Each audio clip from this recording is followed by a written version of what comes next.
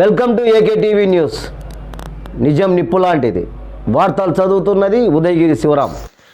కడప జిల్లా ప్రొద్దుటూరు కాంగ్రెస్ పార్టీ కార్యాలయం నందు కాంగ్రెస్ పార్టీ ప్రొద్దుటూరు అసెంబ్లీ నియోజకవర్గ ఇన్ఛార్జ్ ఎస్ఎండి నజీర్ ఆధ్వర్యంలో ప్రెస్ మీట్ నిర్వహించి వారు మాట్లాడుతూ మాజీ ప్రధాని కాంగ్రెస్ పార్టీ సీనియర్ నేత డాక్టర్ మన్మోహన్ సింగ్ మరణం అత్యంత బాధాకరం.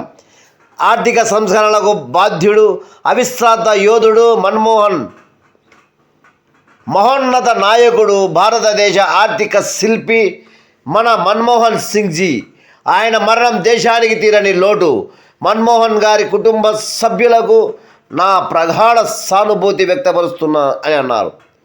2 పర్యాయాలు దేశ ప్రధానిగా, అంతకుముందు కేంద్ర ఆర్థిక శాఖ మంత్రిగా మన దేశానికి సింగ్ జీ అందించిన సేవలు అమూల్యం. మన్మోహన్ వారి సారథ్యంలో మన దేశం అత్యధిక వృద్ధి రేటు సాధించి ప్రపంచంలో 3వ అతిపెద్ద ఆర్థిక వ్యవస్థగా అవతరించింది. ఇండియన్ ఎకనామీ సూపర్ పవర్గా గుర్తింపబడింది. ప్రజల జీవన ప్రమాణాలు పెంచడంలో సింగ్ జీ సంస్కరణ కీలకం.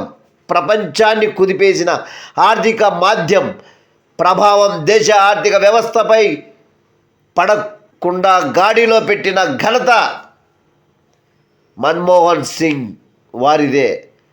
డాక్టర్ సింగ్ హక్కుల ఆధారిత విప్లవం భారత రాజకీయాలలో సరికొత్త శకాన్ని సృష్టించింది. సమాచార హక్కు చట్టం పౌరుల హక్కులను కాపాడితే, ఉపాధి హామీ పథకం నిరుపేద జీవితాలకు మార్గదర్శి అయ్యింది. ఆ మహనీయుడి సంస్కరణలు సాధించిన విజయాలు మన దేశ ప్రతి పౌరుడికి ఆదర్శమనడంలో నిదర్శనం లేదు అని కొనియాడారు. ఈ కార్యక్రమంలో మాజీ పట్టణాధ్యక్షుడు సి జిలాన్ బాషా తదితరులు ఈ కార్యక్రమంలో పాల్గొనడం జరిగినది. అందరికీ నమస్కారం. ఈరోజు భారత మాజీ ప్రధానమంత్రి చనిపోయి 2 దినాలైంది. నిన్నటి దినం ఆయన హాస్పిటల్ ఎయిమ్స్ హాస్పిటల్లో చనిపోవడము. 92 సంవత్సరాల వయసున్న మాజీ ప్రధానమంత్రి, ₹1 ఖర్చు కాకుండా ప్రధానమంత్రి అయిన ఏకైక వ్యక్తి శ్రీ మన్మోహన్ గారు. ఆయన ఉద్దేశం ఏమంటే, ఆయన్ను చూసి మనమంతా తీసుకోవాల్సిన ఎగ్జాంపుల్ ఏమంటే, చదువు ఉంటే మనం ఎంత పైకైనా వెళ్ళొచ్చు అనేది ఒకటి గుర్తుపెట్టుకోవాలి. కేవలం ఆయన చదువుకున్నాడు, ఆర్థికవేత్త అయినాడు కాబట్టే అతన్ని రాజకీయ నాయకులు అదే పనిగా పిలుచుకొని పోయి అతన్ని ఫస్ట్ ఆర్థిక మంత్రి చేయడము పివి నరసింహారావు గారి హయాంలో. తర్వాత సోనియమ్మ తనకంటే తన దేశం ముఖ్యమని ఆ ముఖ్యమైన దేశాన్ని బాగు చేసేదానికి ఎవరైతే బాగుంటుంది, దీనికి చదువుకున్న వ్యక్తి, గొప్ప ఆర్థికవేత్త, భారతదేశం అతలాకుతలంగా ఉంది ఆర్థికంగా, కాబట్టి దీన్ని సరిచేయాలంటే ఒక్క మన్మోహన్ సింగ్ గారే సమర్థులని ఆయన తీసుకొచ్చి ప్రధానమంత్రి సీట్లో కూర్చోబెట్టడం జరిగింది. ఆ విధంగా ₹1 కూడా ఖర్చు కాకుండా ప్రైమ్ మినిస్టర్ అయిన గొప్ప నాయకుడు మన మన్మోహన్ సింగ్ గారు. ఆయన ఈనాడు చనిపోవడము దేశానికి చాలా బాధాకరమైన విషయము. కాబట్టి ఈ సందర్భంగా ఆయన మృతికి సంతాపం తెలియజేస్తున్నాం. కాంగ్రెస్ పార్టీ తరఫున మేమందరము ఆయన కుటుంబానికి ఆత్మస్థైర్యాన్ని కలిగించాలని దేవుణ్ణి ప్రార్థిస్తున్నాం. జై కాంగ్రెస్. మాజీ ప్రధానమంత్రి శ్రీ మన్మోహన్ సింగ్ గారు మృతి చెందడము కాంగ్రెస్ పార్టీకి తిరిగిన లోటు. దేశానికి కూడా ఆయన మరణించడం చాలా బాధాకరమైన విషయం. ఎందుకంటే కాంగ్రెస్ పార్టీకి, భారతదేశానికి 10 ఏళ్ళు ఆర్థిక వ్యవస్థగా బాగా సేవలు అందించినారు. కాబట్టి ఆయన మృతి చాలా బాధాకరమైన విషయము. ముఖ్యంగా చెప్పాలంటే మన్మోహన్ సింగ్ గారు ఎలాంటి వ్యక్తి అంటే, కులమతాల అతీతంగా ఏ ఒక్క మచ్చలేని మనిషిగా ఆయన పరిపాలించిన ఏకైక ప్రధాని ఎవరంటే ఈ కాలంలో మన్మోహన్ సింగ్ గారు. అలాంటి వ్యక్తి మరణించడం చాలా బాధాకరమైన విషయము.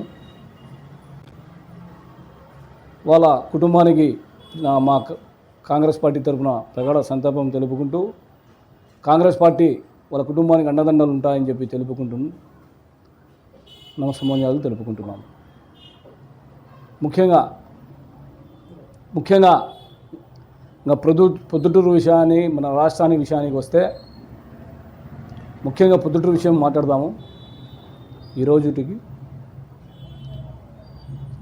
జగనన్న కాలనీలో అని చెప్పి దాదాపు పొద్దుటూరు నియోజకవర్గంలో 18,000 గృహాలు ప్రజలకు ఇవ్వడం జరిగింది.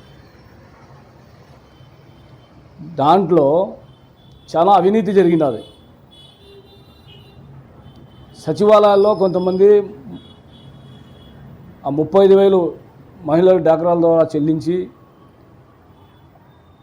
అధికారులకు కట్టకుండా చాలా వరకు లక్షల కోట్ల రూపాయల అవినీతి జరిగింది. అది దీనికి విచారణ జరిపించాలని చెప్పి వచ్చే సోమవారం లేదా మంగళవారం కలెక్టర్ని కలిసి మనం వినతి పత్రం ఒకటి ఇవ్వబోతున్నాం. లబ్ధిదారులు ఎవరు ఉన్నారు, వాళ్లకు బేసు మట్టం లెవెల్ ఎన్ని ఇళ్ళు ఉన్నాయి,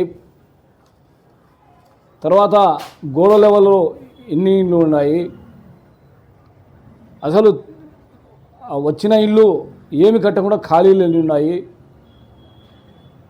ఇవన్నీ విచారణ డి గారికి ఫోన్ చేసి అడిగాము. వాళ్ళు రిపోర్ట్ ఇస్తామన్నారు. అయితే ముఖ్యంగా అవినీతి జరిగిందని ఆయన ద్వారా కూడా చెప్పారు. దానికి కలెక్టర్ ద్వారా మేము వివరణ ఇచ్చి, ఈ జగన్ల కాలనీలో చాలా అవినీతి జరిగినాయి, కాంట్రాక్టర్తో సహా సచివాలయంలో ఉద్యోగులు సహా అవి బయటికి తీయాలని చెప్పి మేము కాంగ్రెస్ పార్టీ డిమాండ్ చేస్తూ, మరియు ఇక్కడ గౌరవైన పెద్దలు వరదారెడ్డి గారు దీని మీద స్పందించి లబ్ధిదారులకు ఆయనకు న్యాయం జరిగేలా చూడాలా. ఎందుకంటే మీ దృష్టికి అవినీతి తేవండి అంటున్నారు. మీ దృష్టికి మేము కలిసి మీ దగ్గరికి వచ్చి ఇస్తే అది ప్రజలకు తెలియదు. మేము మీడియా ద్వారా తెలిపితే మీరు ఏం చేశారనేది మళ్ళీ రెస్పాన్స్ ఇవ్వాలా.